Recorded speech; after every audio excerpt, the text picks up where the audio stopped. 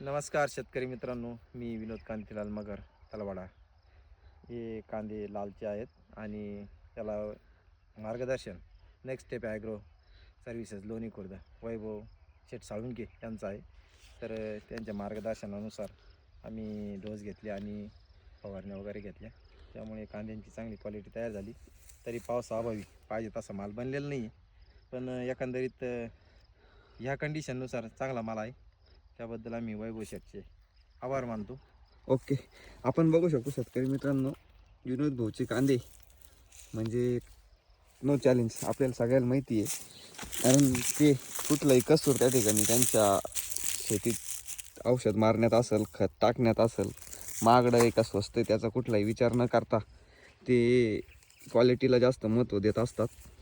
परंतु आमच्याकडं ह्या प्लॉटमध्ये ज्यावेळेस पाऊस चालू होता, अवकाळी पाऊस, तर कमीत कमी घोट्या एवढं पाणी या प्लॉटमध्ये होतं आणि त्याची व्हिडिओ विनोद भाऊकडं पण आहे आणि त्यांनी मला ते व्हिडिओ टाकले पण होते.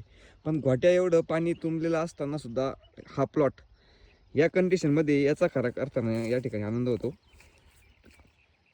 आपण बघू शकतो एकदम क्वालिटी माल आणि एवढ्या पावसामध्ये सुद्धा अतिशय चांगला माल यांनी या ठिकाणी आणलेला आहे.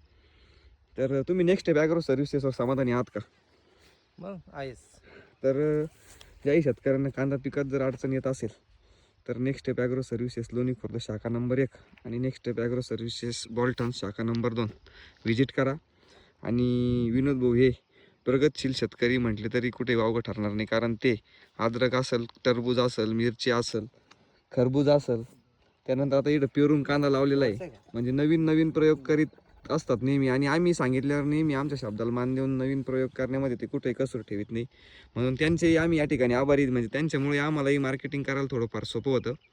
त्या शेतकऱ्यांना व्हिडिओ जर आवडला असेल तर लाईक करा, शेअर करा. धन्यवाद.